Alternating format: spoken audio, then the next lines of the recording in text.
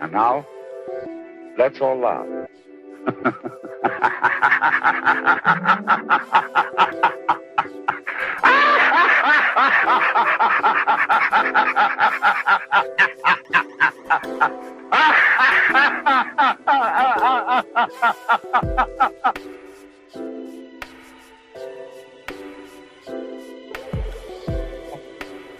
Let's all laugh.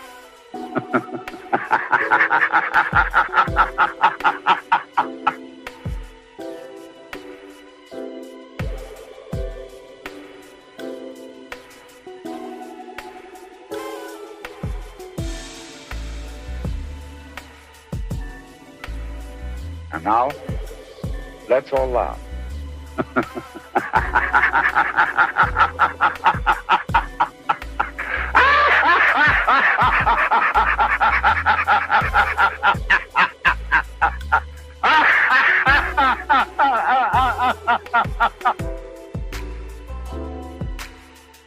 Let's all laugh.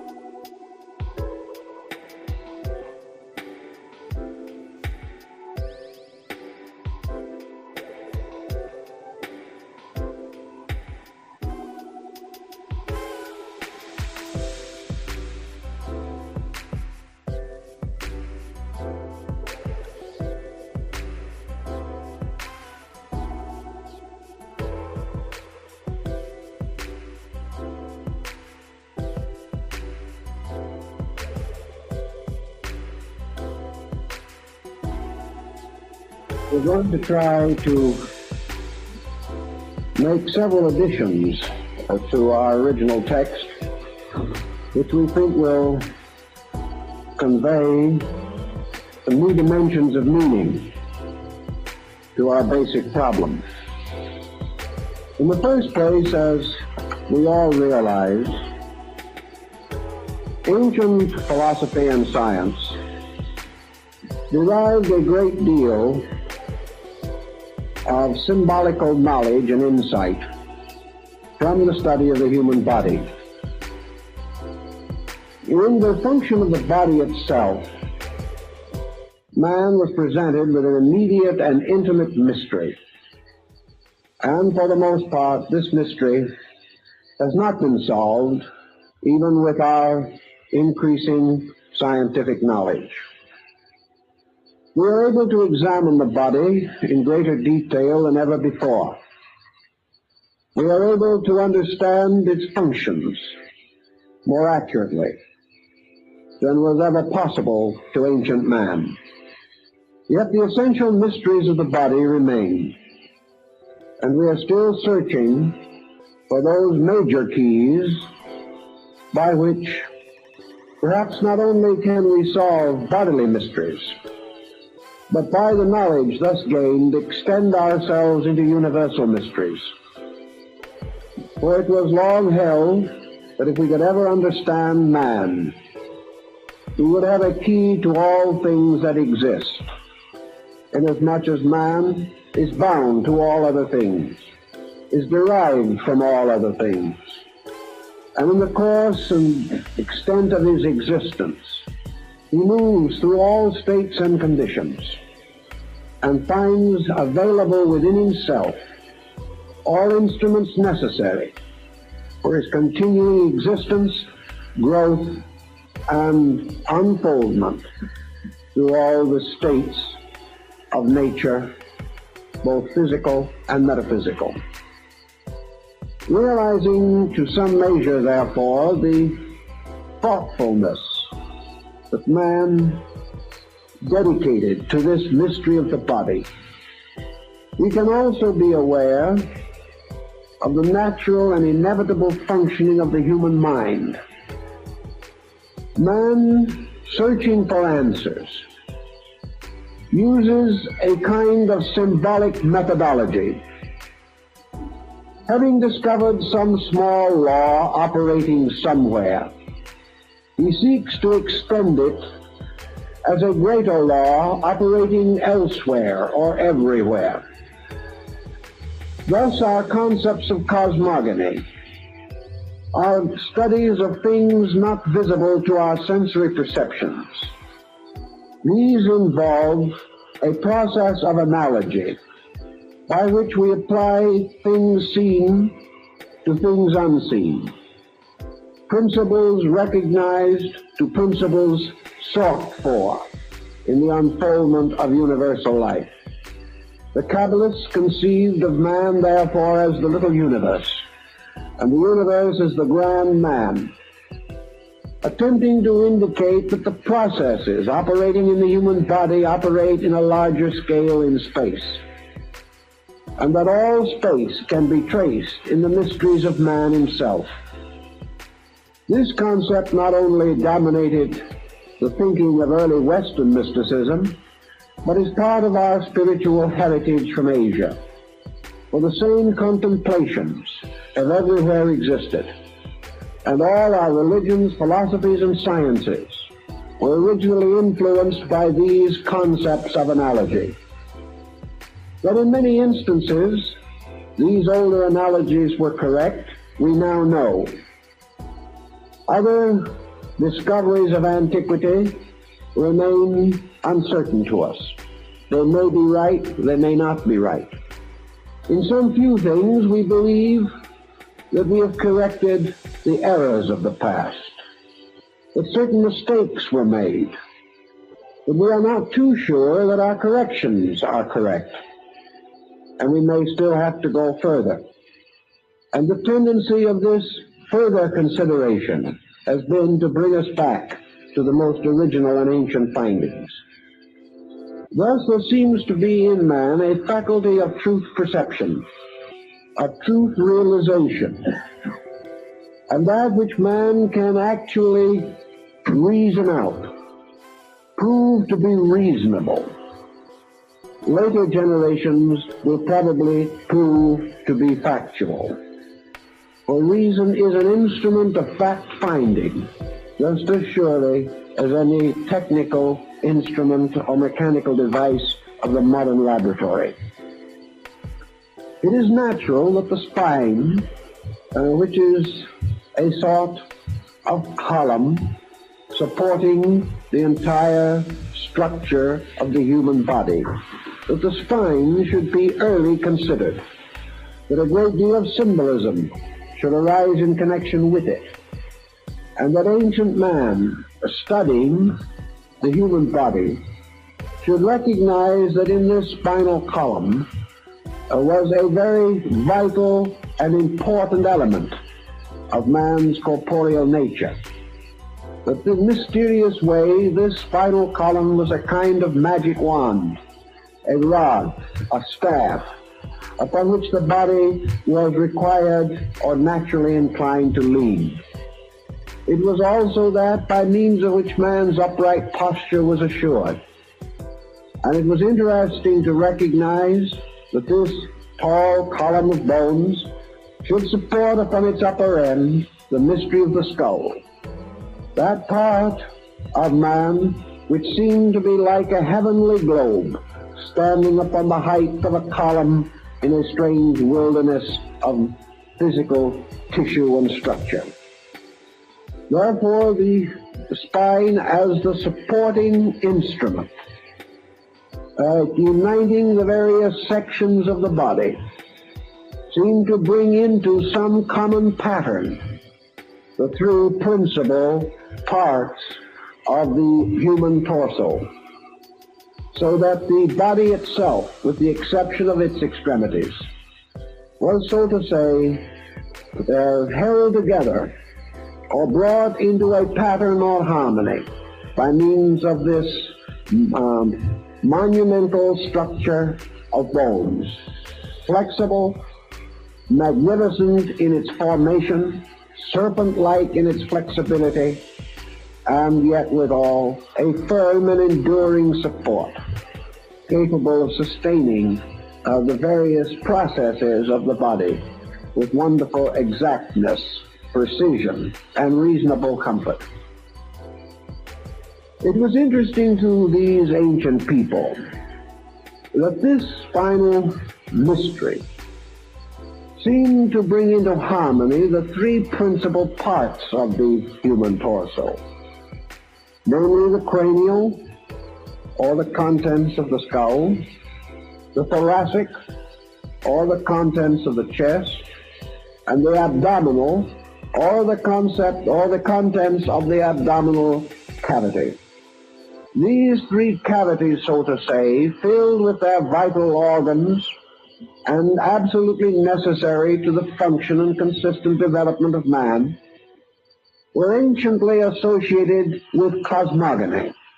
And Dr. Robert Fludd, the famous Rosicrucian mystic of the early 17th century, believed that he found in the structure of the body and its internal organization the source of Dante's mysterious worlds as set forth in the Divine Comedy. We know definitely that this analogy can be extended to many of the Hindu sacred writings, in which the worlds are beautifully arranged and organized in a pattern very close to that of this division of man's principal parts of his body. Thus we have the abdominal cavity, with the long, mysterious, and involved structure of the intestinal part. And in this, we see the symbol of the underworld, the mysterious sphere of Hades, of the ancient Greeks and Latins, a mysterious dark universe in which processes are constantly taking place, which are essential to man, but processes that have been very carefully and cunningly concealed by nature. We also recognize in the thoracic cavity what might be called the middle region. And in this middle region, the heart seems to reign supreme over the mystery of life. And far above, supported upon the slender column of the neck, we find the skull, with its contents, the wonders of the brain, and of this mysterious upper world. And we find in Hindu philosophy that the spinal cord seems to be essentially the Ganges River, which arises in the head of Shiva, arising in the brain, arising in the midst of all those convolutions which are called the caves of Ganga, where the rishi or the holy men sit in eternal meditation, being symbolical of the brain processes and functions. And that this river then flows downward like a river of life, and that this river becomes a distributor of nerve impulse and nerve instinct to all parts of the body, keeping it alive, so that this spine with its brain above seems to resemble an inverted plant, a kind of bulb with its growth descending from the brain and extending throughout the body. And this extension through the body, through an infinite diversity of nerve structure, it seems to resemble a beautiful inverted fern-like plant with its root in heaven and its growth descending downward into earth and even into the underworld. The ancients furthermore recognized in this spinal column with its content a kind of ladder, the kind of ladder upon which Jacob saw the angels ascending and descending. The number of its original segments, counting those that are now more or less brought together and ossified together, would be 33, which is indeed the number of years that David ruled in Jerusalem, the years of the life of Christ, and a number that has been sacred for a long time among the secret societies of Europe and America. This number 33 is a fabulous number in symbolism, and there seems to be no reason to doubt that its original significance was related to the study of the spine, or that in some way the spine became a symbolic equivalent of this number, and the principles and energies associated with the number likewise cannot be denied. In Egypt, under the name of the tape column, or the mysterious symbol of the pole or axis of things, the spine was also highly venerated. It was held that it was like a column, the roots of which were in the underworld, and the upper part extending higher to carry upon its upper end the celestial globe, the globe of the brain.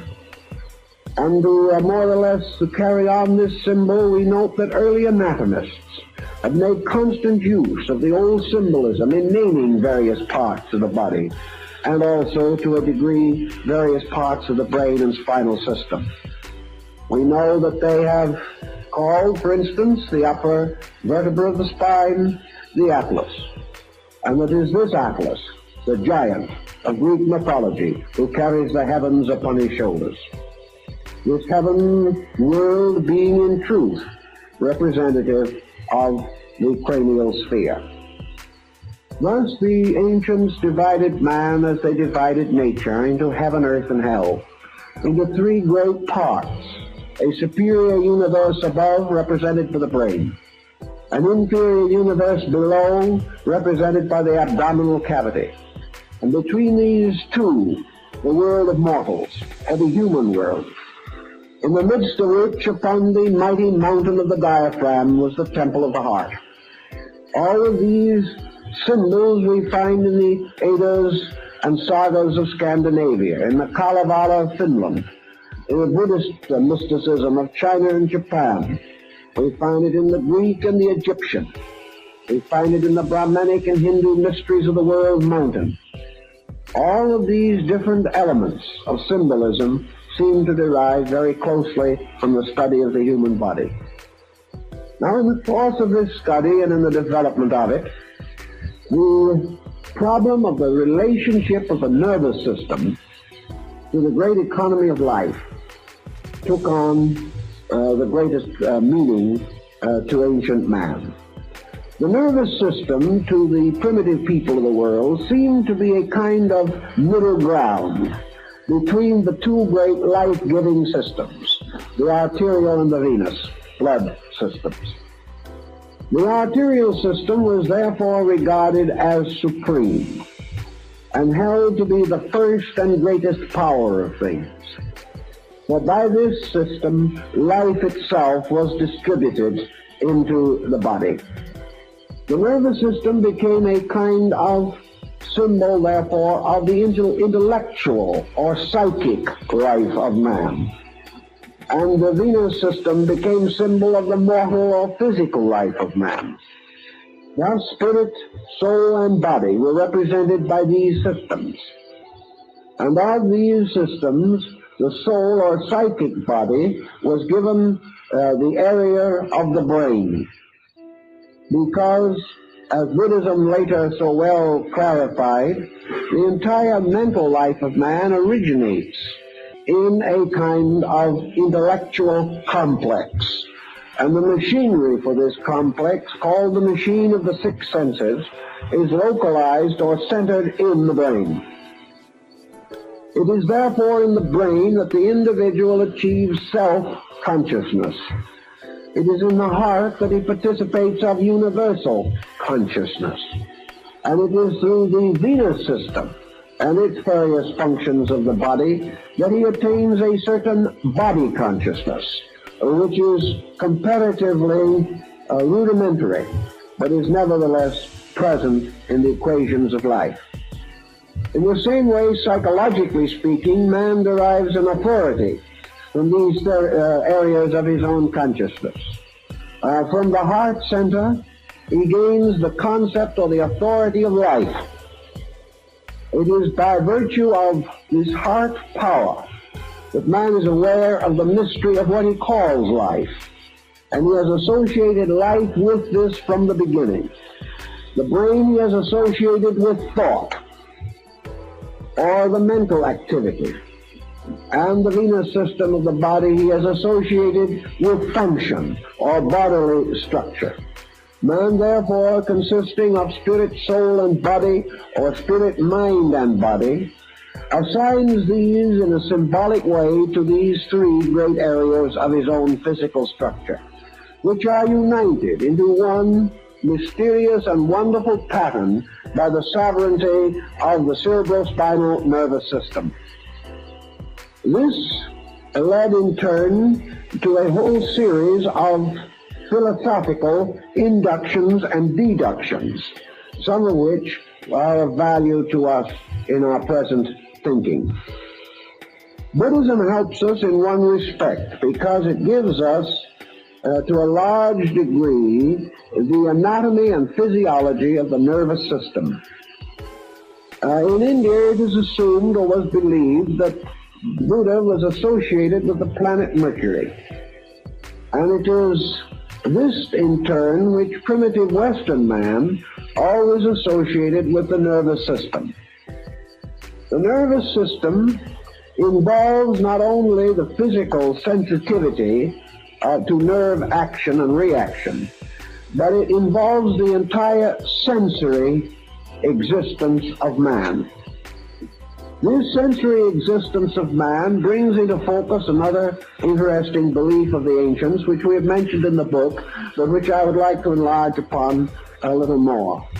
Namely, that the entire nervous system of the body is an extension of the nervous structure of the brain itself. Therefore, that there is a mental or nervous image of the whole body in the brain.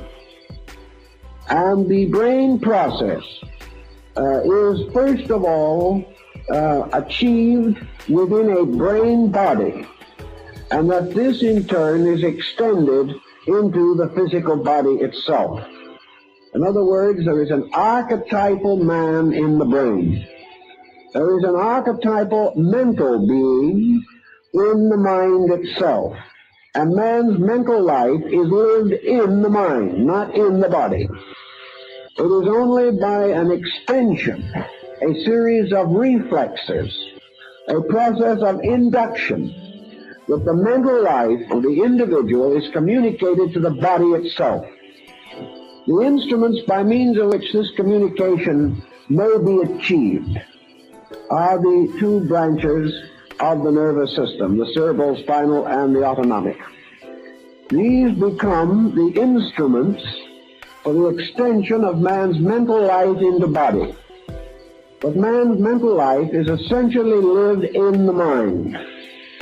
And it is in this mental life, lived in the mind, that we have the root of practically all of the individuality factors which we consider to make up Manas, the man, the thinker.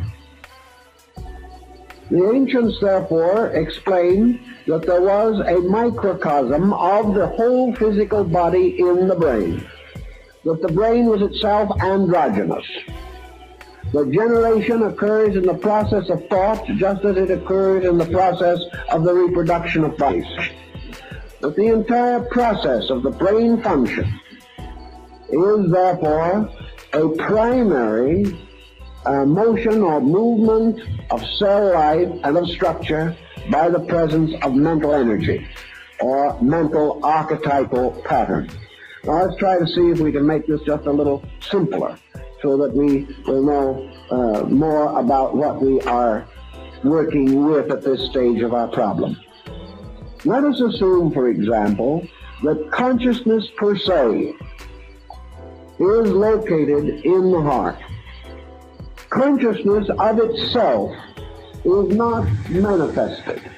Consciousness is the lifeness in a thing. Consciousness is, as its primary manifestation, merely produces the state of existence. This state of existence is perhaps less purely appreciated in man than in other creatures that exist. But consciousness is, in its true sense, an essence, or a nature of being itself, a nature not self-knowing, not self-understanding, as we term these things, but conscious because of a factor which we say is the factor of immediate action. In other words, there is no delay or no drag in the process of the function of consciousness. Consciousness is unconditioned. It is unlimited and unrestricted. Therefore, it does not have to manifest in a conditioned way. And an unconditioned manifestation of consciousness is pure life. A life in which all of the elements of conditioned existence exist, but are not present. In life, condition exists in its own root, or essential substance or seed, but not in a conditioned state. A creature, therefore, with a heart life may be said to have a condition of consciousness similar to what Buddha describes as nirvana. It is the extinction of all particular or all attribute functioning. It is merely the state of being. A being which does not define its own nature. A being which does not affirm or deny anything. A being which merely exists, and by its existence bestows life. For life is the existence of this being which is itself immortal. In the development of life, life develops into a condition of life knowing. That which exists of its own nature cannot be known by itself. It becomes known, therefore, through aspects or extensions of itself. It becomes known, appreciated, or sensed because it causes to emerge from itself certain conditions of life or states of life. And in man, the primary condition by means of which life becomes capable of the knowledge of itself is man's mental focus. So the mind becomes that part of being, or that part of the development of a creature, in which that creature becomes aware of its own life. Primarily, therefore, it is life awareness. And this life awareness is called the first reflex of being. It is called the process by means of which being becomes a being. Being becomes self-knowing, and through extension becomes capable of knowing that which is not its immediate or primary self. So consciousness in the sense of egoism, consciousness in the sense of self-consciousness, arises in the mental structure. And this mental structure achieves to the state of self-consciousness by a series of experiences, which are referred to in Eastern philosophy as graspings or orientations.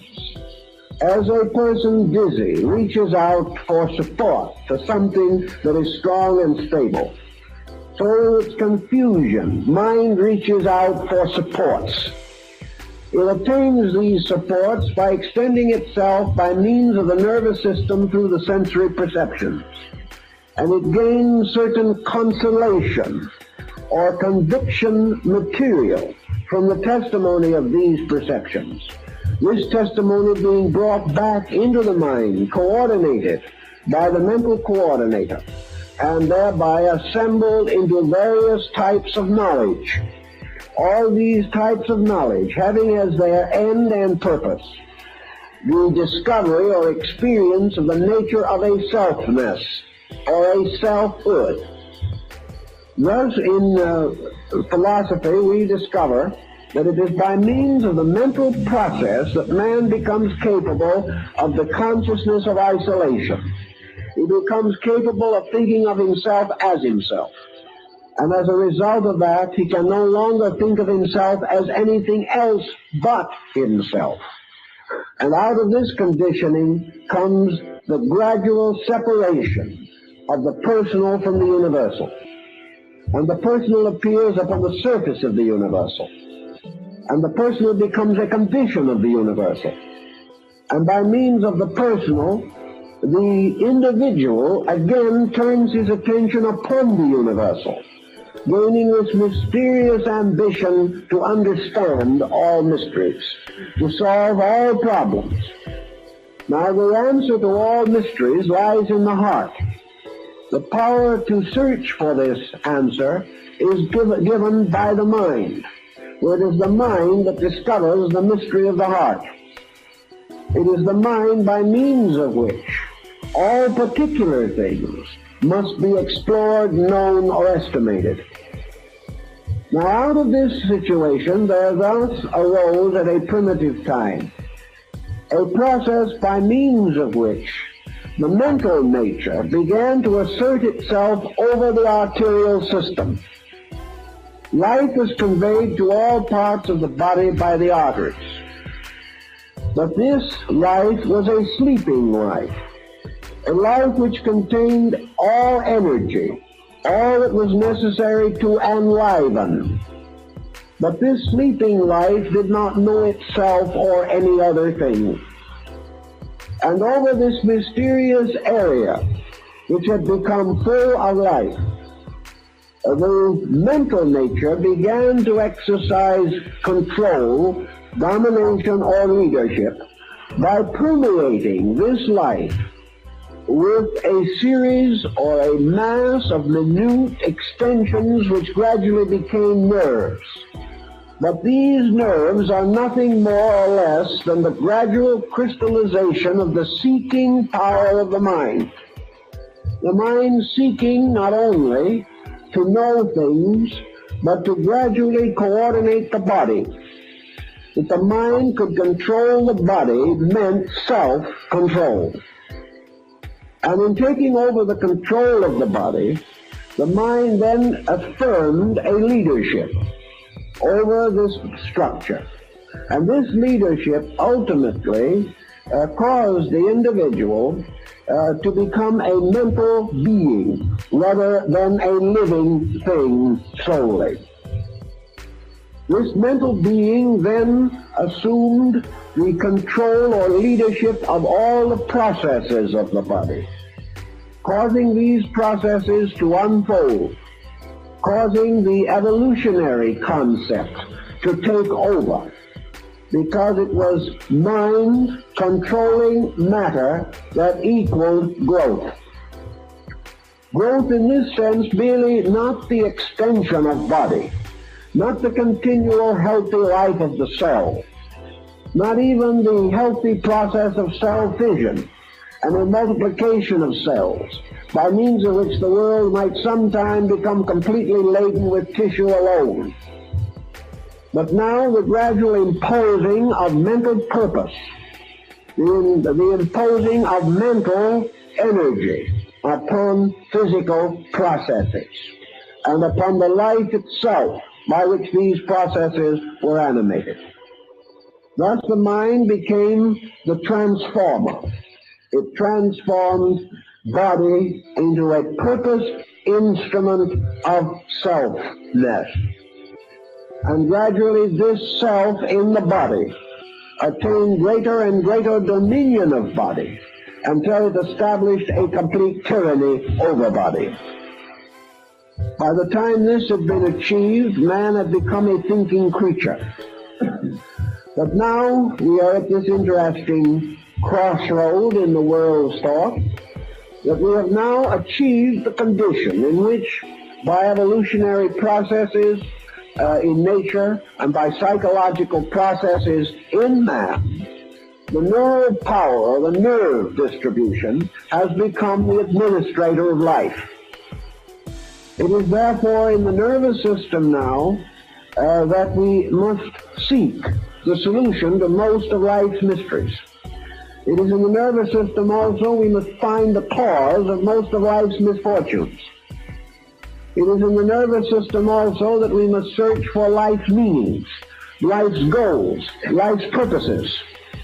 We must also seek in the processes of the laws governing the development of neural energy and its distribution to discover the rules by means of which mind does administer matter, either correctly or incorrectly. We thus find man today, as the ancients rather assumed him to be, a creature largely composed of mind and the mind physical symbolism, the nervous system. We find that the nervous system has permeated practically all parts of human structure. That as a result of this structure is becoming increasingly sensitive and immediately responsive. And by this process, whether we realize it or not, the entire body is being changed into mind. Mind is gradually becoming the substance of man. And the so-called arterial or physical system of man is becoming more and more an energizer of mind, and the vital substances of the body are being channeled ever more continuously to the use of the mental agent. Now this sounds as though we were progressing in some direction or another, but the rub in this situation seems to be that no one seems to be able to vouch completely and adequately for the integrity of this mind instrument that has taken over. Just exactly what is this mind? What is its real nature? What is its substance? Is the mind essentially good? Modern psychology and modern science would be inclined to doubt that the mind is good.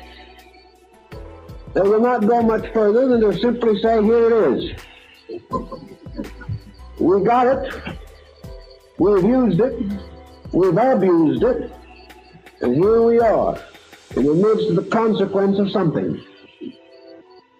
Also, we suddenly discover that practically all human beings are trusting their destinies to an instrument called the mind, without knowing where it came from, what it is trying to do, whether it is selfish or unselfish, right or wrong, whether it is capable of factuality or not, whether we can depend upon its advice or cannot depend upon it, whether it is an arbitrary despot or an instrument of universal destiny, we do not know.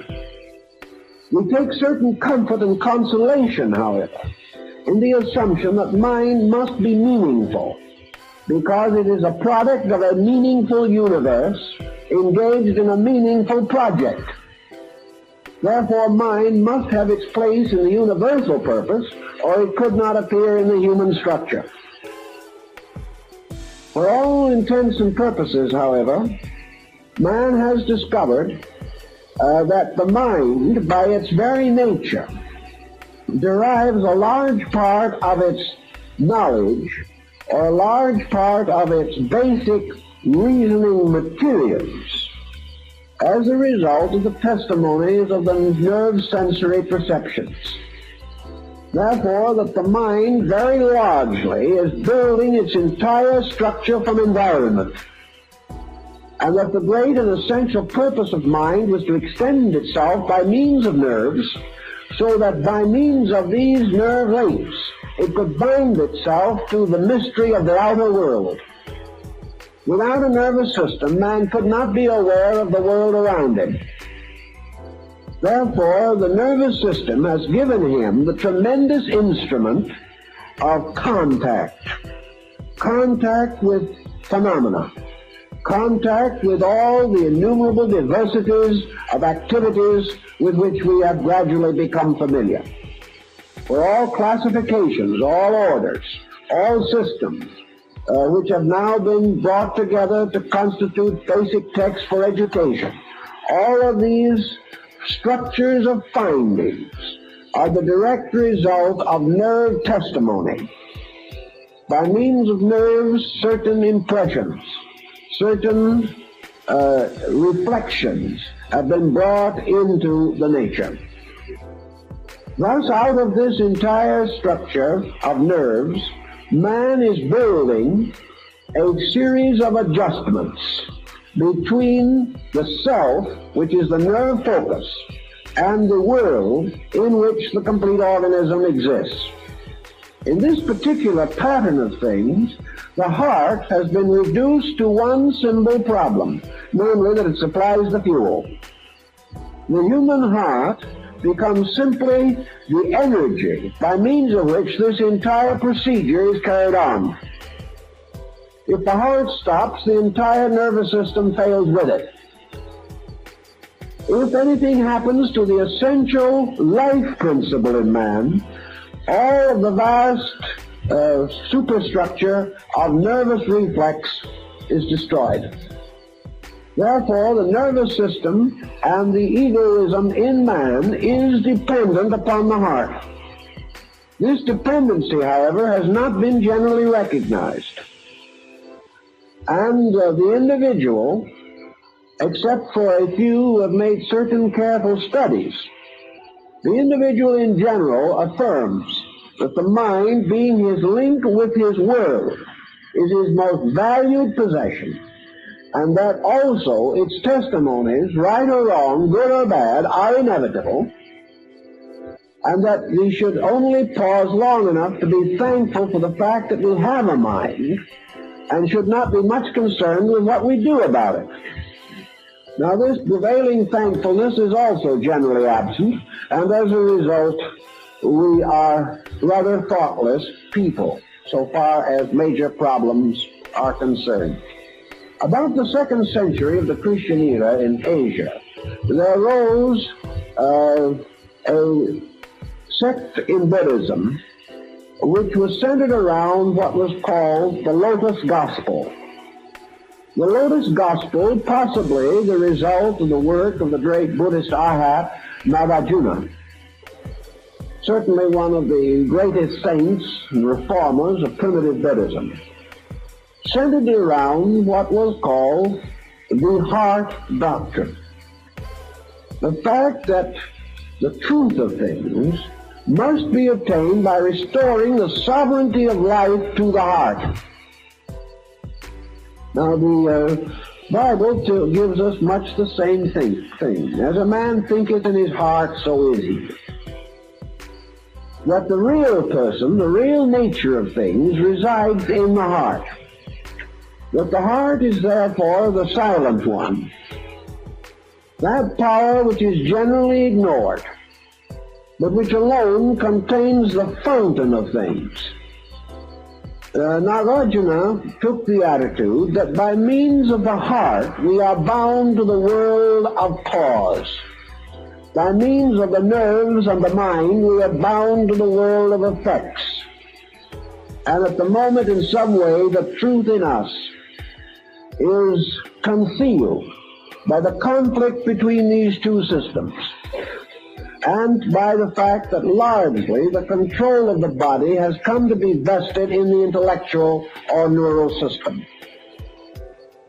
Thus we have built a mental nature built up upon phenomena that has been digested, organized, and rationalized. It is as though we had a kind of a Bureau of Vital Statistics in the skull. And into this bureau we have gathered all known and knowable facts. We have then turned these facts over to coordinators, who have in a mysterious and wonderful way, by aid of a machine which is more exact than any of the mechanical brains we have ever been able to manufacture, that by means of this internal machine which transforms facts into relationships, upon which dynamic must depend. But by means of this, we have come to certain dynamic attitudes about things. These dynamic attitudes form in themselves a little bouquet or cluster of dynamic factors. And these, in turn, by their chemistries and interminglings, have produced what we call the ego, which is, in a sense, the summary of our dynamics. The ego is therefore the thing that says, I want, I will, I must. Or, in more convenient terms, not having any particular desire for exercise, it says, I am, which is the affirmation of the fact of self, gained from one primary means alone, namely, that the thinker distinguishes a difference between its own nature and that which it thinks about. Phenomenon, therefore, or the message of outside things moving in upon the individual, this procedure gradually affirms the existence of the thinker in relationship to its own thoughts. And by the fact that we see, we taste, we touch, we feel, the gradual inevitable conclusion is that we exist. And this positive concept of existence within the mind gradually becomes justified by the fact that we can extend our own consciousness into other things. Therefore, we must have a separate consciousness which can be so extended. And subconsciously, we have invested this with the dimensions and proportions of a psychic self or an entity. Now, in this procedure also, the nervous system has come into positive operation. And the nervous system, extending itself throughout the body, has formed its own kind of body. It is not merely that the nervous system is little threads making other physical organs function. The nervous system, in order to cause function, to exist in matter or in structure, must function from its own archetype. Therefore, the organization of the physical body as we see it now depends very largely upon the impression upon this body of the neural archetype, a seal, design, or pattern.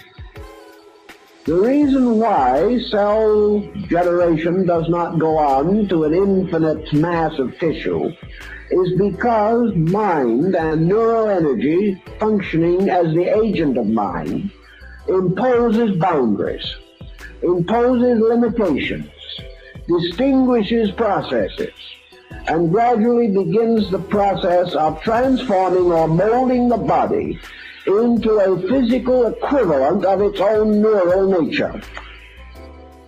And here's where we get into perhaps one of the most interesting but complicated doctrines of antiquity.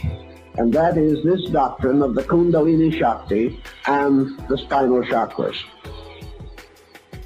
Let us then try to understand this a little better, because actually there isn't too much available on this particular problem. We would assume that the various schools of Asiatic philosophy, particularly the Yoga and the Tantra, which were closely associated with this doctrine, would be in common accord about it. But they are not. There are many branches and schools and systems and subdivisions of thought relating to the entire Kundalini mystery, even in Asia. And we cannot, therefore, simply affirm that the East was in common accord about this. The East was, however, in common accord, for the most part, on one subject, namely that in some way the heart must be brought back into dominion over the neural system. But how this was to be accomplished is not too clearly set forth, even in the most valid texts relating to this subject. Now, most of you have read something concerning the yogic ideas about the spinal chakras. This row of lotus-petaled wheels of light, representing presumably important ganglia or plexi along the spinal cord. That through these there moves a mysterious power which is called the serpent power. And that this power, rising from the base of the spine, ascending through the various small nervous threads of the autonomic system, results in the activation of these chakras, and that by the activation of these chakras, certain internal areas of consciousness are opened or are intensified, carrying with them degrees of extra or supersensory perception and power. Now, this is a very big theme, and it is also a very intriguing one. But let us try to work with the subject just a little more carefully and with some considerable more specialization than we were able to do in our book. to see if we can find out more of what is intended. In almost all works, in fact all works, dealing with the chakras, these are represented in one way or another by symbolic figures. These figures are for the most part lotus form, distinguished by the number of petals. And each of these lotus forms carries within it certain other images and symbols. And on each of the lotus petals are various letters of the ancient Sanskrit. Letters representing ideas, tones, energies, values of one kind or another, with which these chakras are specifically identified. There is no reasonable doubt in the world that the 7 chakras generally listed, although this number is arbitrary, there are some schools that maintain 5 and some 6, but that the number 7 should be associated with them probably has to do with ancient astronomy, or a parallel thereto, inasmuch as the entire concept parallels very closely the monochord of Pythagoras, the single-stringed musical instrument, with the upper end of the string attached to the empyrean, or the sphere of the fixed stars, and the lower end of the string attached to the earth. Frets or stops were placed along the string to correspond to the orbits of the planets.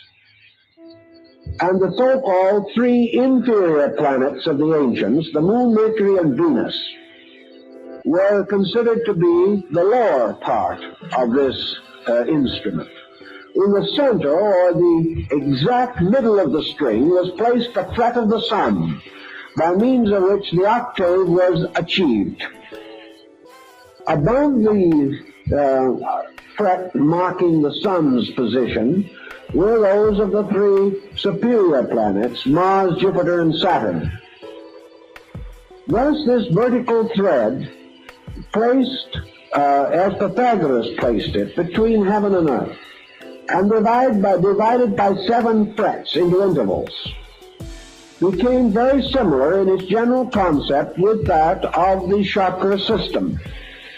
For the heart chakra of the Kala chakra system corresponds to the sun, being the 4th from above and the 4th from below, both in the Pythagorean astronomy and in the Tantric yoga. Thus the heart chakra corresponds to the sun in the solar system. And above it are 3 superior planets, so-called, and below it the 3 inferior ones. In both systems also the distribution of the planets in relationship to meaning and in the significance of the chakras. This distribution is sufficiently parallel and close so that there are no glaring inconsistencies between the astrological theory and the yogic theory. The next point, perhaps, that we will want to mention or think about is the relationship between these chakras and the seals of the Book of Revelation. The 7 seals of Revelation certainly bear a striking symbolic content, for in each case, as the seal is opened, a vision or apocalyptical experience is unfolded.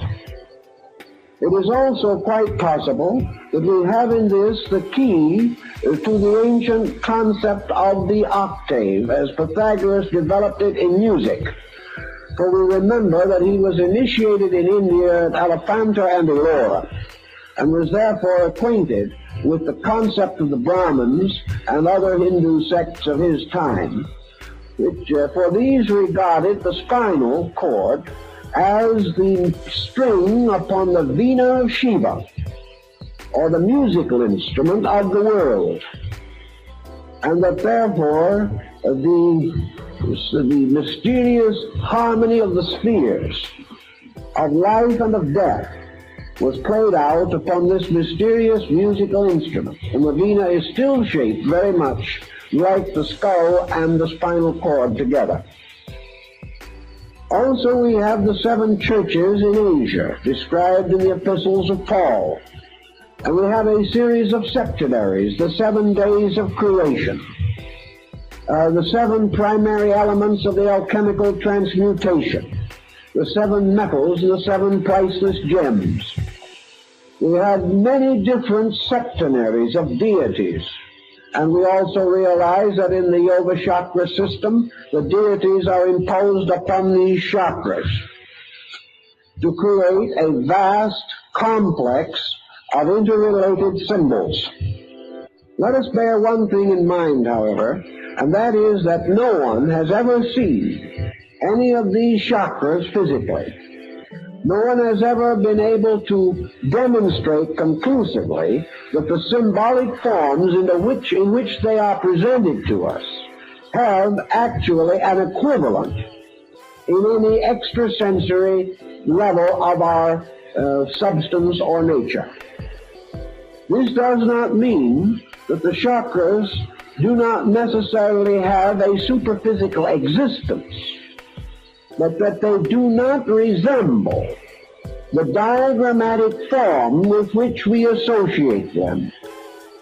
In other words, it is not possible for us to see these lotus flowers as lotus flowers. It is not possible for us to count their petals and find a letter of the Sanskrit alphabet on each one of them. Nor is it possible for us to look inside of one of them and find the 6-pointed star, nor is look inside of another and find an elephant with a white hider on its back. These things we do not find when we look. We cannot find these forms.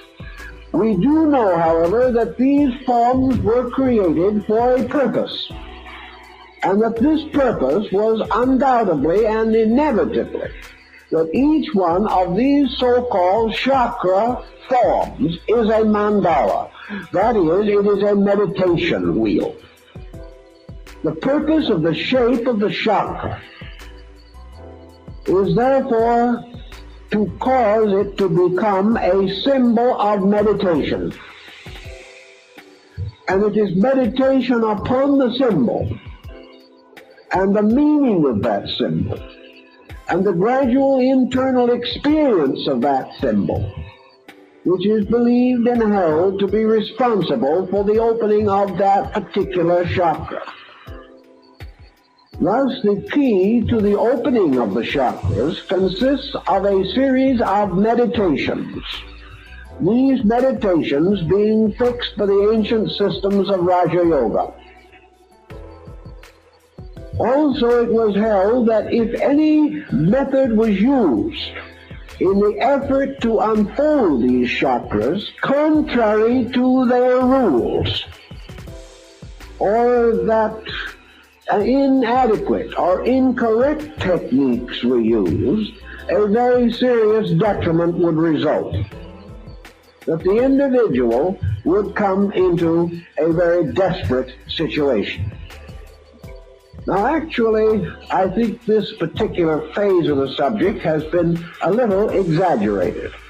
And most of those who are thoroughly aware of Tantra are in agreement with this point. For the simple and single reason that the accidental or inadequate or incorrect development of these chakras is virtually impossible. In other words, it is almost inconceivable that a person unacquainted with the entire doctrine could cause these chakras to be agitated or affected in any appreciable way. Now this takes the next point into consideration. Where are the chakras? The chakras were held to be in juxtaposition to a series of important centers of the human spine. That these chakras are therefore related intimately with certain gangliated areas, and that the contemplation of them was intended to be directed toward the areas in which they existed. The higher school of Tantra, however, makes a very interesting statement which we made in the book years ago, but did not greatly extend. Namely, that the chakras are actually all of them in the brain. And that what we call the spinal chakras are the reflexes of the brain chakras in the mirror of mind. That the neural system carries the reflexes into various parts of the body, but that the chakras themselves are in the 7 primary caves of the brain. Why do the Tantras say this? Why? For a very simple reason, namely that the entire chakra concept is mental. The entire procedure is mind influencing mind. The entire engendering of the theory and the working out of the theory is a phenomenon within the field of mental energy. In order, therefore, we will say, to meditate upon the chakra, it must be conceived of mentally. It cannot be regarded as an organ which can be examined by persons of all beliefs. While it's a little inconvenient, perhaps, to examine your liver just as a casual procedure, still it is perfectly possible for us to know the approximate shape and size of livers by autopsy and dissection, or by the very excellent models now made in Germany and, I believe, soon to be released from Japan, bearing upon this phase of the subject. In other words, any physical structure can be explored, can be examined, its size, shape, substance, and materials estimated with reasonable accuracy. Such is not true of the chakras. The chakras can be explored only by mind, can be visualized only by mental concentration, can be known and experienced only by mental reflex. Therefore, in the chakras, you have a very rarefied group of mental organs arising within the substance of man's mental existence. And as a result of that, being subject to all conditioning that is possible to a mental structure or form in nature. Now, here is one of the problems that immediately presents itself on this basis. The mind being used for the visualization of these spinal mandala, which is what they actually are, engenders in consciousness the symbolic shape. This shape is fixed by tradition.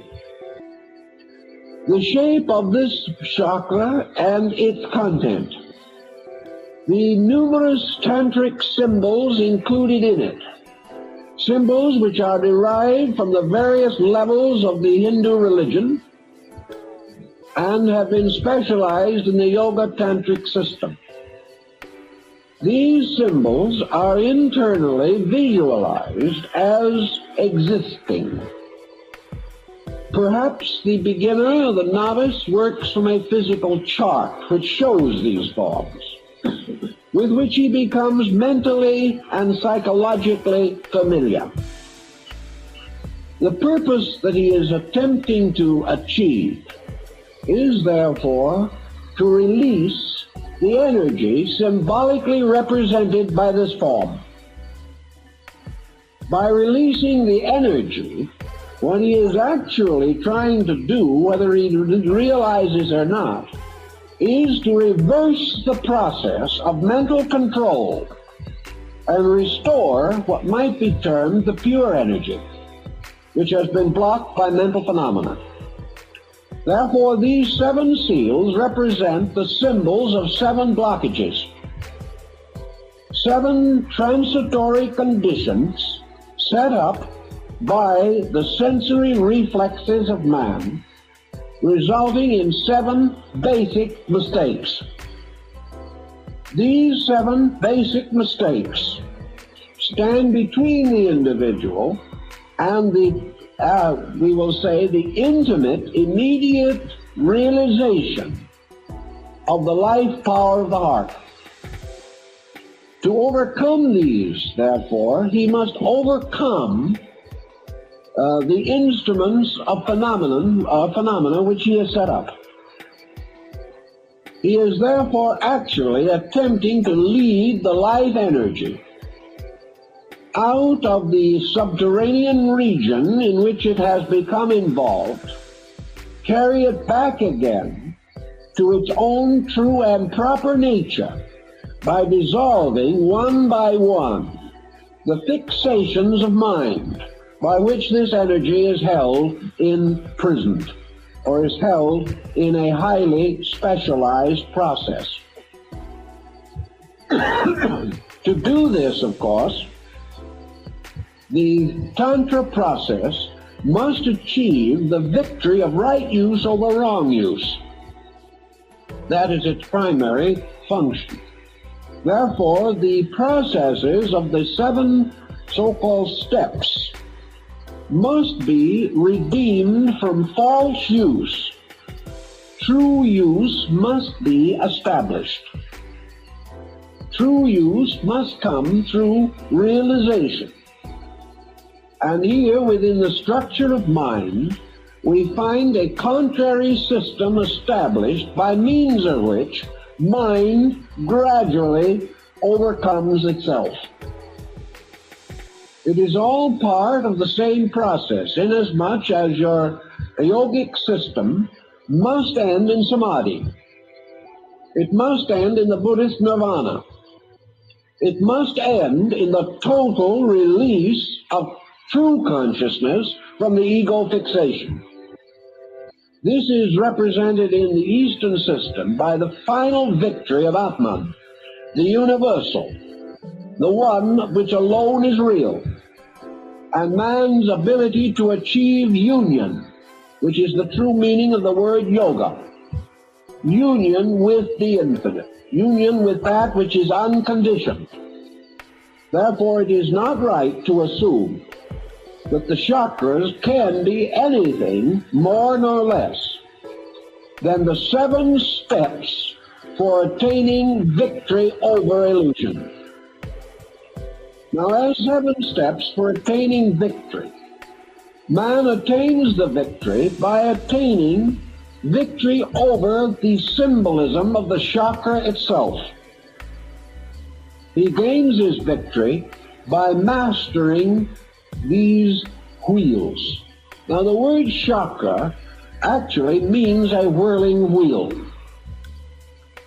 Now, the whirling wheel, which is sometimes shown balanced or poised upon the finger point of the god Vishnu, this wheel is a reminder of the Tantra that these centers are in constant motion.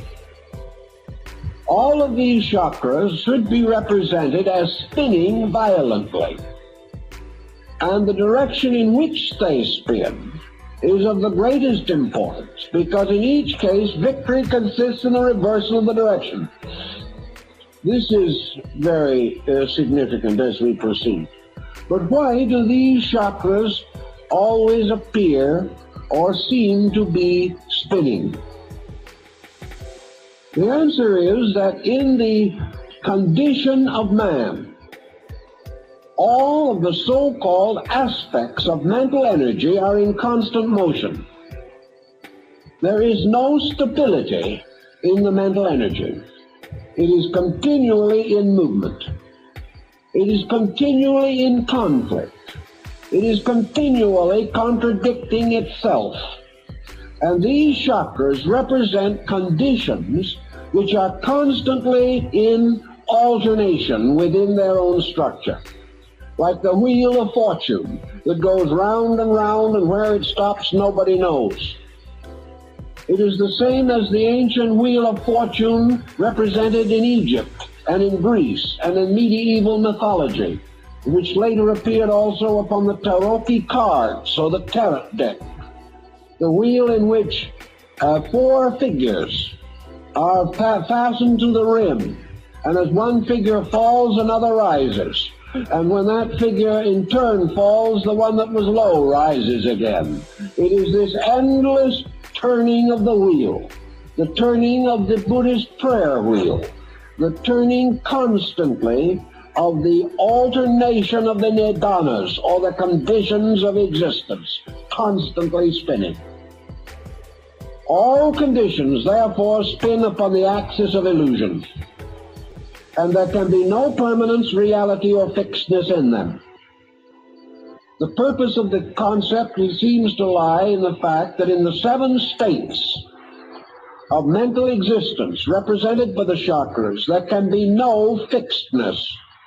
There can be nothing that is truly so, nothing that is inevitably not so, nothing that is finally good, nothing that is ultimately bad. These are only sequences of conditions, and the conditions themselves are what are called dependencies. Each condition is dependent upon the previous for its own existence, and that which is subsequent is dependent upon that which precedes it. Thus the wheel goes continuously, and in all of the chakra areas, the motion of the wheel was the ancient symbol of instability. That everything is movable in the universe except the axis, the mysterious invisible center upon which the wheel turns alone is immovable. And in the Kala chakra system, the axis of the wheel is actually the heart. The heart, therefore, becomes the axis of a wheel, and around it move the 6 conditions represented by the 6 other heavenly bodies, the 3 inferior and the superior conditions. The 3 superior conditions are the 3 states of the elevation of mental phenomena. The 3 inferior conditions are the 3 unfortunate or misery-causing states of mental phenomena, and the wheel continues to turn. For a little success, a little sorrow. For a little of gain, a little of loss. For greatness of hope, a moderation of despair. All things moving continuously upon instability. And in the midst of this, the lord of instability, the mind itself. Yet man has nothing else with which to conquer mind but mind. He has no way of achieving mastery. The heart cannot give him particulars. The heart cannot instruct him in this or in that. The heart, therefore, cannot wage war with mind, because it has none of the objective instruments by means of which mind has created not only its wonderful neural structure, but the ancient symbol of this, the spider in its web. For the nervous system is the great web with which the spider has spun its existence. In this system, or symbolism, therefore, we have these chakra points, which represent, therefore, the central patterns, the archetypes of 7 conditions, by means of which the unconditioned, or that which is true, is obscured. The mind has 7 patterns upon which it operates. These, we might say, are like the notes of a musical scale.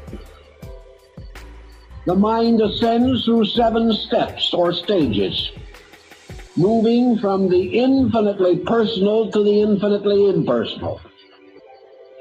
And the victory of mind over mind is in a mysterious way the only victory which man can achieve, inasmuch as the mind is his militant instrument. The mind is the mysterious power by means of which the error of the mind itself can be discovered. Thus, as the mind has been shown to produce logic, to destroy that which is illogical, mind has produced reason to overcome that which is unreasonable, always remembering that the mind also generated the illogical, which it later had to correct, and also was the source of the unreasonable, over which it ultimately had to gain a victory. And always remembering that the reasonable of today would probably be the unreasonable of tomorrow, and that no degree of mental attainment which man can achieve can be other than the victory of a new mind over an old one, or the victory of today's thinking over yesterday's thinking. The mind can therefore battle only itself. It can have a victory only over itself. It can make a fool of nothing but itself. And actually, it is the only power that we have by means of which man can lead himself out of the maze of mind. And the old mystics, being well aware of this fact, then created a rather stable pattern to lure the mind away from its own negations, to conquer step by step the primary fallacies of the mind, to achieve ultimately the overcoming of the ultimate fallacy of the mind, which is the fallacy of selfness. This in itself must lead then to that which is beyond self, that is the Atman, or the reconstruction of man's relationship to the concept of self, so that self is no longer the personal being, but the universal being, and that allegiance is transferred from the will of the individual to the silent will of space itself. As we know that the end of yoga is union through liberation, we can only safely assume that the steps of yoga are steps toward liberation by the mind overcoming its own previous fixations. These fixations being due largely to the symbolic testimony of the senses. Therefore, one of the sensory perceptions is associated with each of the chakras. And the victory over that testimony of the senses achieves ultimately the victory over the error or the false premise which this has set up in the mental equipment of the individual. On this basis, therefore, it can be quite definitely pointed out that the true chakras are in the mind. And the mind, because it occupies an area in juxtaposition with the brain, we may say, for general purposes, that the true chakras are in the 7 important nerve centers of the brain. That the brain, therefore, extends these down through the bodily system itself. Now, one of the points that is very interesting about mental phenomena, which I think we all have begun to realize, is that this phenomena is substantial in its own realm of energy. We can see this mysterious fur-like nervous emanation which comes around the body of man, so that also inwardly, when seen from the level of neural vitality, the whole body is a glowing network of nerves. These nerves have their own light and light color in themselves. And they have very much the color which we most commonly associate with nervous energy, and that is a yellow or luminous golden color. Seen, therefore, from the level of nervous energy itself, by extrasensory perception, the entire body is a glowing mass of this yellow light. Now, the sensory perceptions arose from the structure of organs. The arterial structure of organs became in turn the archetype for the neural structure of sensory perceptions. Therefore, the vital organs of the body are also associated with our nervous organs, which are the chakra centers, which correspond to the physical organs of the body. Thus, as the nervous complex develops, as the individual becomes more and more in the development of his highly structured nervous system, we perceive a structural development within the nervous nature itself. And we find emerging in the nerve field of the human body when seen as luminosity.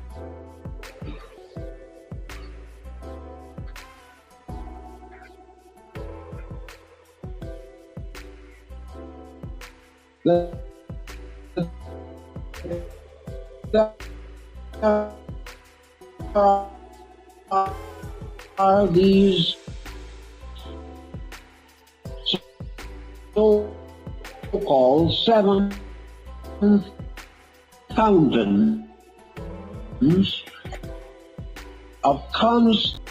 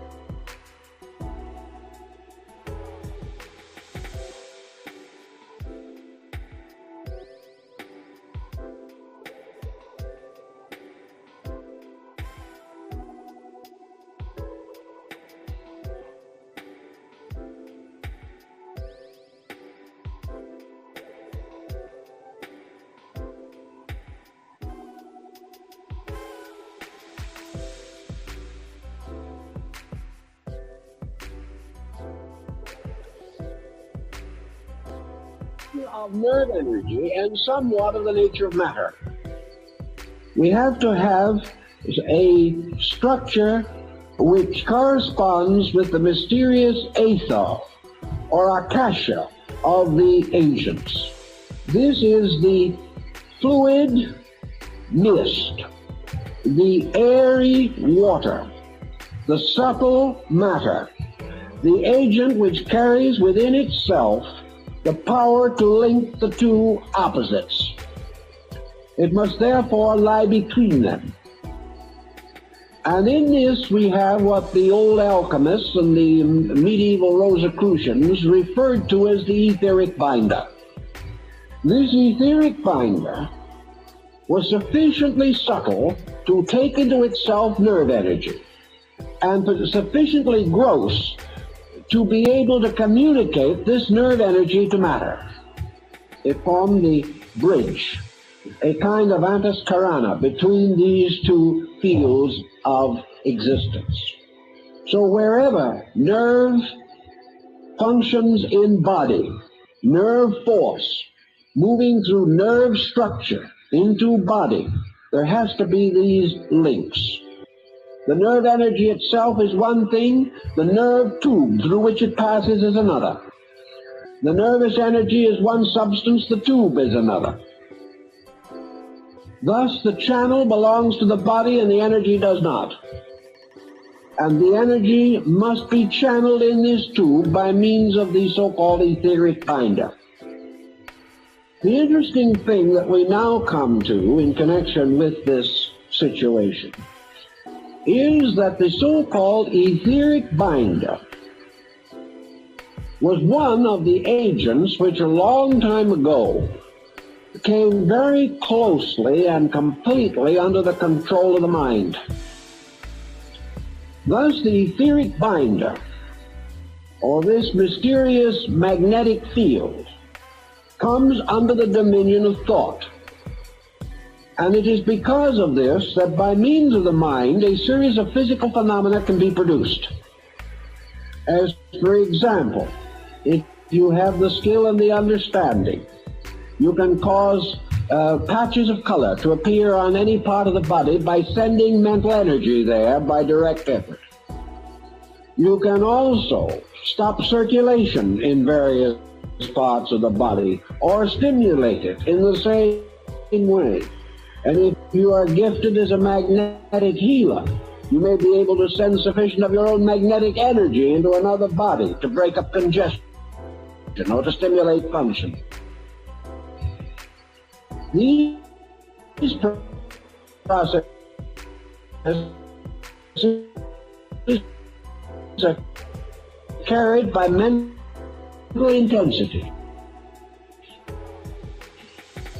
And always this energy moves according to volition.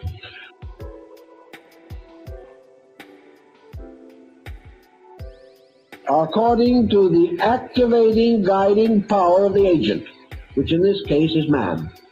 We find the area of imagination. For we know that anything which the mind conjures up, formulate into patterns or images, psychic, therefore, forms, and later develop the faculties to see what we have created. Every intensity of human emotion creates mathematical, geometrical, vibratory forms. Some have called these thought forms. But whatever we may want to say, every emotion and every thought has a number, a color, a form, and a sound. And we cannot escape this, no matter how hard we try. So that our thoughts become mental things. And of the mental things with which our thoughts become involved, there are perhaps none more difficult for us to live with than the products of our own negative thinking. Because in this process of negative thinking, we are working in a wonder world of mental energy. These these emotions are forms which we generate. We obviously generate within the mental nature. Therefore, these forms, whether they be within the mind itself, we project them, just as the mind projects the chakras. And as a result of that, these forms, these thought entities, can be seen as something separate from ourselves, although they have no substance except in ourselves. We can project them. Just as, for example, there is a phase of psychology in which we can project an image from within the subconscious and project it objectively as a visual form, and see this image as distinct and apart from ourselves. This is one type of ghost.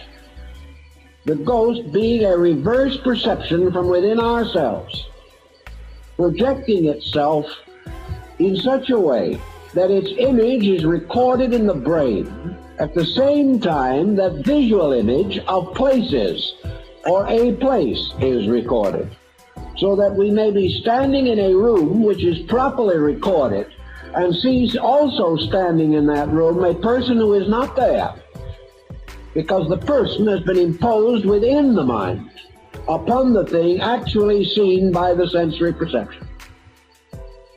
Now this, further to our purpose at the moment, simply means that if any person deeply concerned with problems such as yoga and tantra develops a certain type of mental intensification, they can cause the symbolic, diagrammatic forms of these chakras to be created in the mind. These forms can then be visualized in relationship to the body. And it is perfectly conceivable that the individual could see, as a result of the imagination, moving ether, which is a reflecting medium, can actually see in the body any of the processes which are described in yoga. The thing you must realize, however, is that he has created them out of his own thinking. This does not mean that the yoga processes are not true, but it does mean that these processes are not necessarily identical with our expectancy about them. And the thing we see is in terms of our expectancy, because it is created by ourselves. Now, the practical side of this, and there is always a practical side to these problems, is that an individual can come, and many have come to me, who are in a rather terrible state of mind. They had taken a half a dozen lessons in yoga from an outstanding exponent who disappeared soon after and was not seen again. And as a result of this procedure, these individuals were beginning to have strange symptoms. And the only thing that they could finally decide was that their interior yogic chakric system had been badly mistreated by one cause or another, and that therefore they were in a horrible state, and about the only thing they could hope for was better luck in the next incarnation. These people described all of the unhappy symptoms which they theoretically assumed would accompany yoga. They insisted that at some time when they were least expecting it and really weren't even looking at that moment, this tremendous power of the Kundalini surged upward like a geysering oil well, burst into their brain, went out of the top of their head, and took their common sense with it. Now, this situation actually happens. People under such conditions are quite naturally frightened to death. And from this situation has arisen the belief that by wrong practices or by incorrect guidance, a great spiritual injury has been performed. Under this kind of terror, and under the prevailing mental tyranny which would associate with it, lives have been completely wrecked and individuals have finally landed in hopeless mental breakdown and been confined in institutions.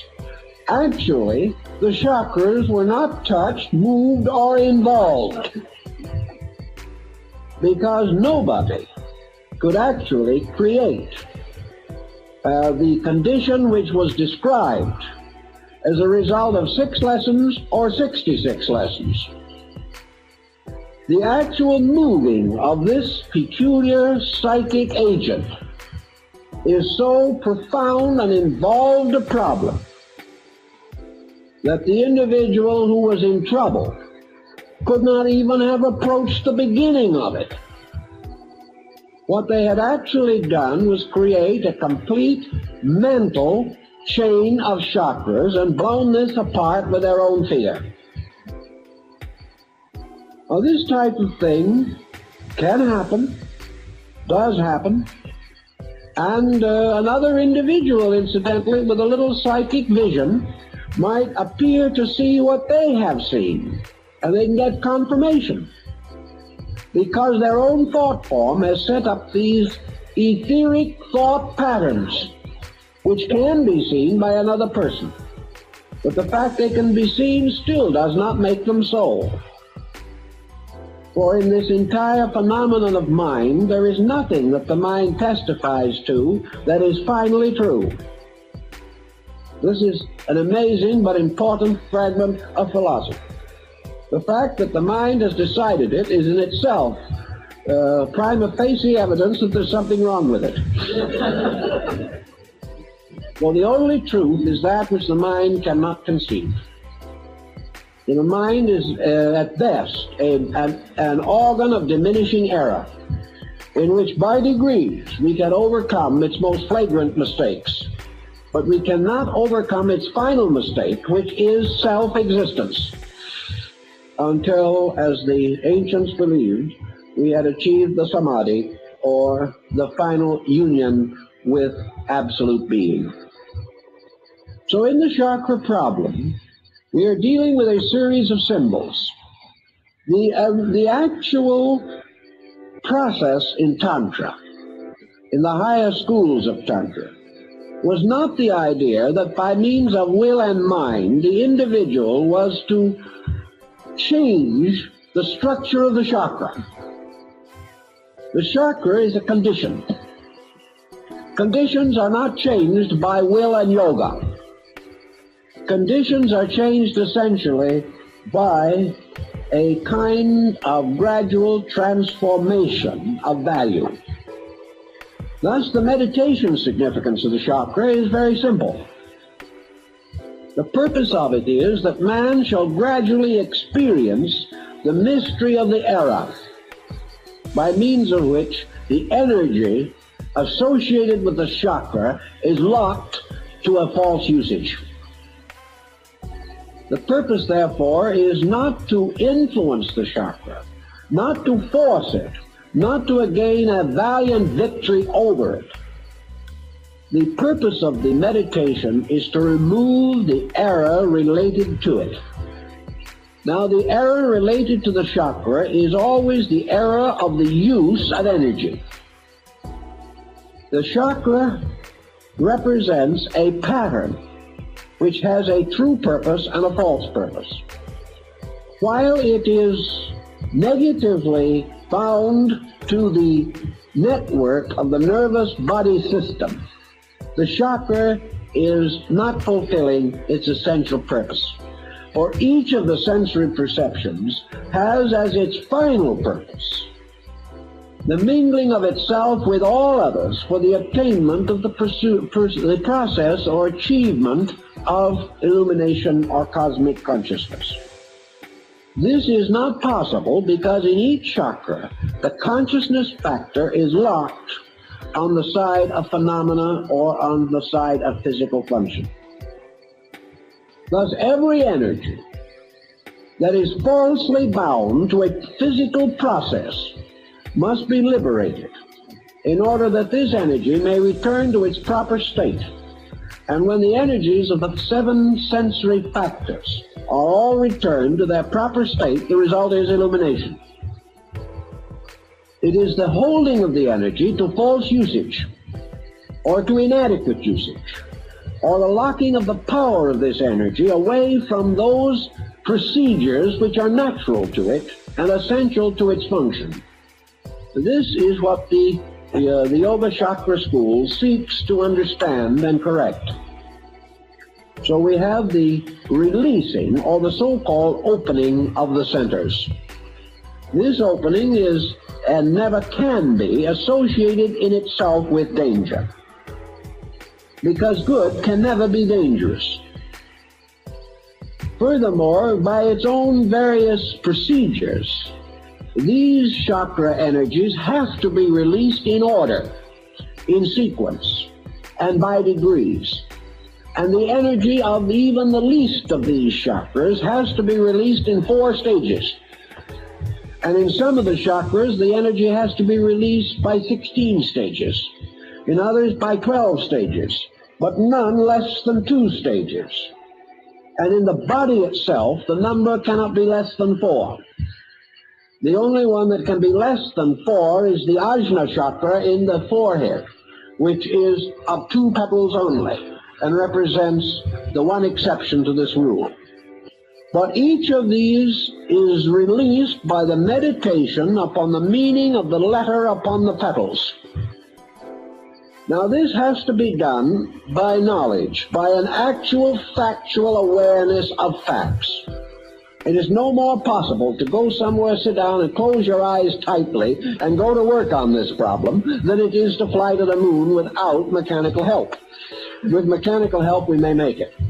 But we still will not be able to solve the mystery of the moon in the chakra. And there is one there. The answer to the situation, of course, lies in the relaxation of the uses of these energies as the individual gains equilibrium, freedom from excess.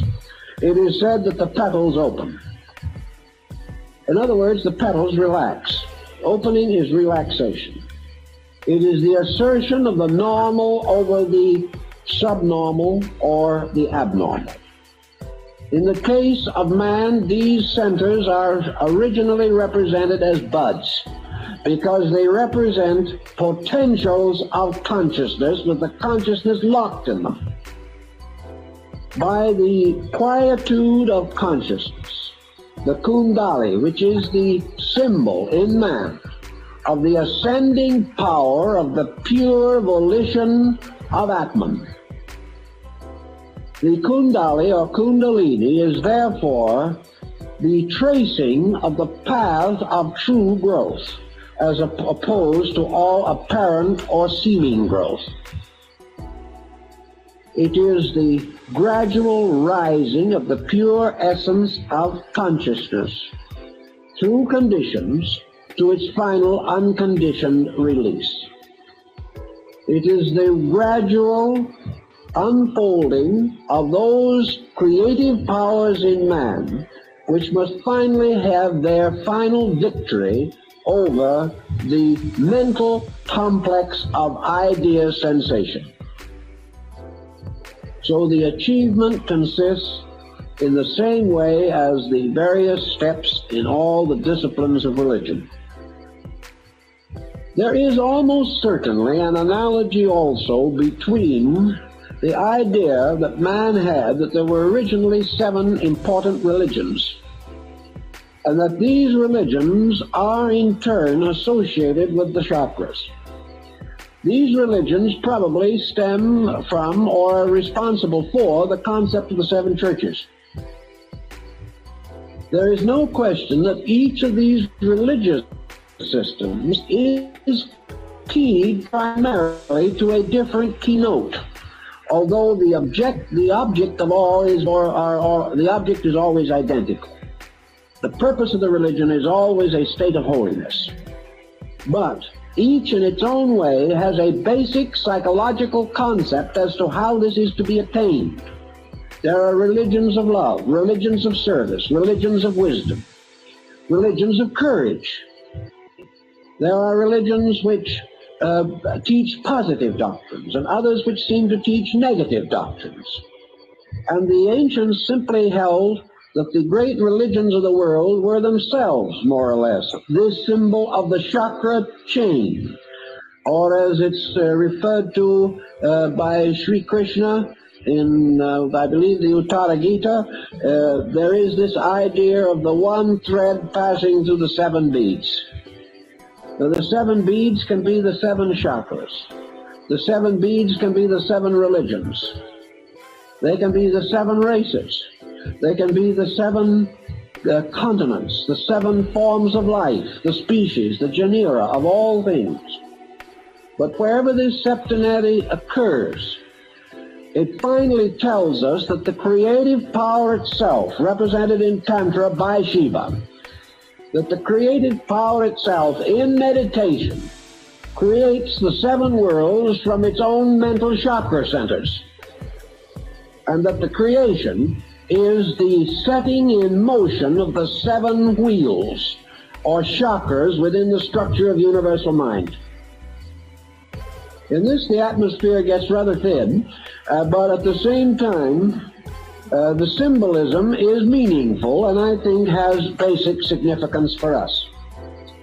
That this septenary, which we find in nature, therefore always flows back into the sign and symbol of the great mendicant, and that is Shiva, seated on the top of the mountains of Himavat, wearing the garment of ashes as the symbol of mendicancy, holding the tridenta, and with the river Ganga or Ganges pouring out of his head.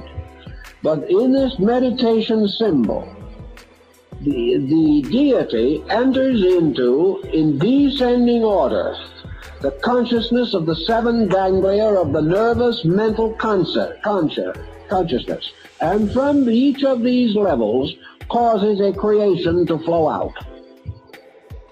Man is one of these creations.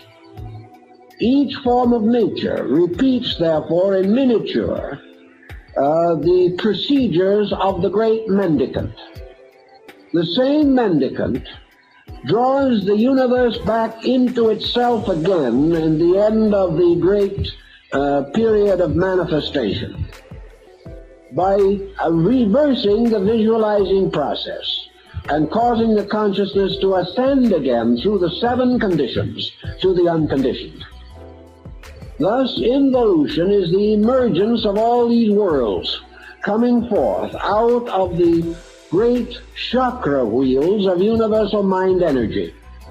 Evolution is the reversal of the motion of the wheel and the gradual reabsorption of condition into the unconditioned on each level. Therefore, if we wish to take one of the chakras, let us, for instance, take the heart chakra, for example, which apparently is the chakra that was of the greatest significance in the Pure Land Gospel of Buddha.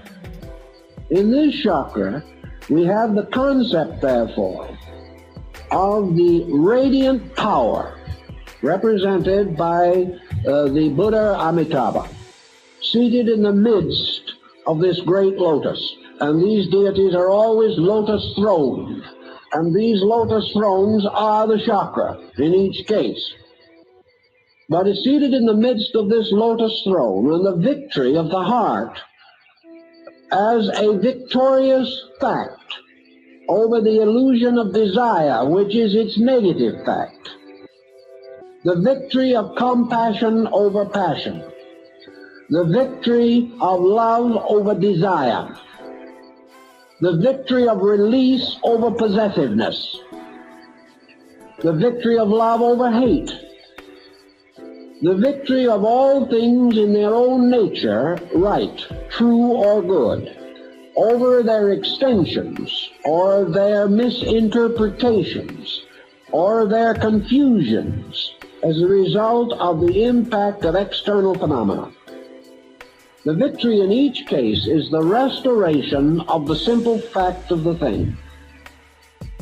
Therefore, when from the heart chakra, which we have variously used in our functions. Someone says, have a heart. Someone else says, he's kind-hearted. Another individual says, his heart is in the right place. These are tremendously dynamic statements. We never could imagine the heart being anywhere else, but anyway, it sounds good. Psychologically, we are now referring to the goodness of the heart. When the simple fact of the goodness of the heart achieves victory over the compromises which we make of affection, regard, friendship, in the concourse of daily life, when the heart becomes the seat of goodness, and this goodness gains victory over the illusion of compromise, we may then say that the heart chakra opens. The discipline by which it is achieved may involve the recognition of the chakra, the recognition of the unfolding of it. But the discipline is meaningless unless it is accompanied by a series of transformations of conduct, by which in fact and in action, man's understanding is transformed from selfishness to selflessness, from egoism to non-egoism, from personal to universal. And when the transformations have occurred in the conduct and character of the individual, the ancients decided or revealed that this energy, which has been locked in misuse, now begins to flow out in its natural purpose. And the nature of this energy is therefore represented by the 12 petals of this flower. And with these petals opening, the victory of this consciousness over the 12 nidanas, which are the conditions of existence, which can all be solved by true love. The victory, therefore, of the chakra simply means that its energy is now devoted to solution rather than to confusion, and that by an experience of consciousness, we have achieved the opening of this flower upon the mysterious rod, which we call the spine. This is the symbol of the blossoming of the rod of Joseph, and in the Tannhäuser legend, the blossoming of the staff of the penitent who is forgiven because his rod blossoms.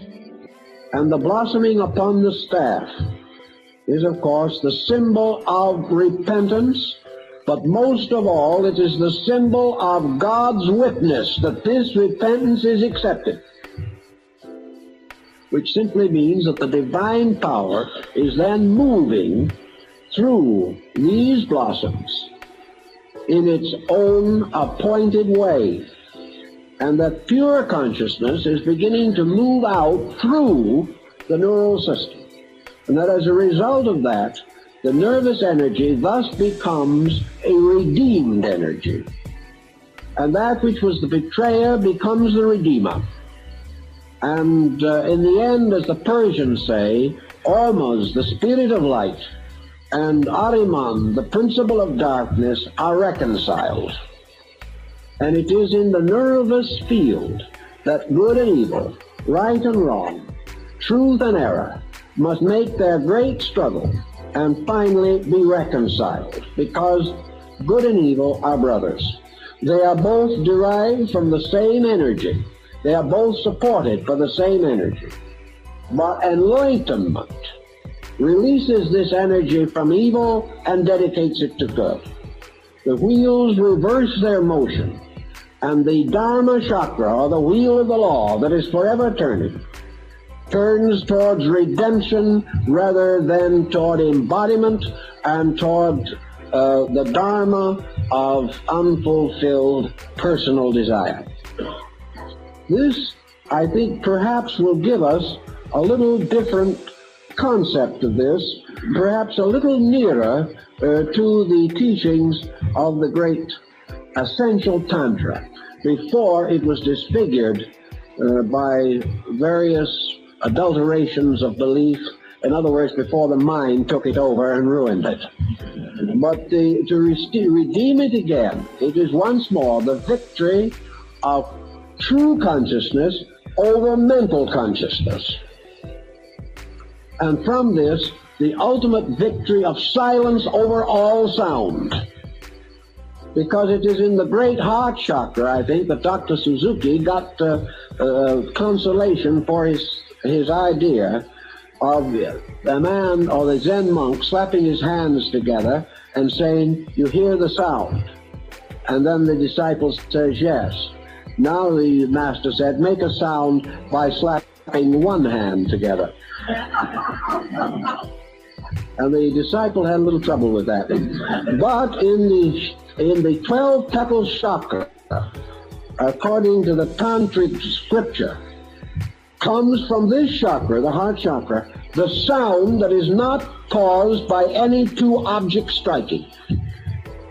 This is one of the keys of the chakra. So in this we have this concept of a pilgrimage, of shrines, of the pilgrim going along the path and stopping to pay tribute at the various shrines of his faith. And in each of these shrines making the offering of his life afresh to the principle represented by the enshrined power of the enshrined deity. And by this mysterious journey, the individual therefore releases the true energy which he has from bondage to the mind and restores it again to the service of pure consciousness itself. Well, that's quite a little to think about. Maybe that'll do for tonight.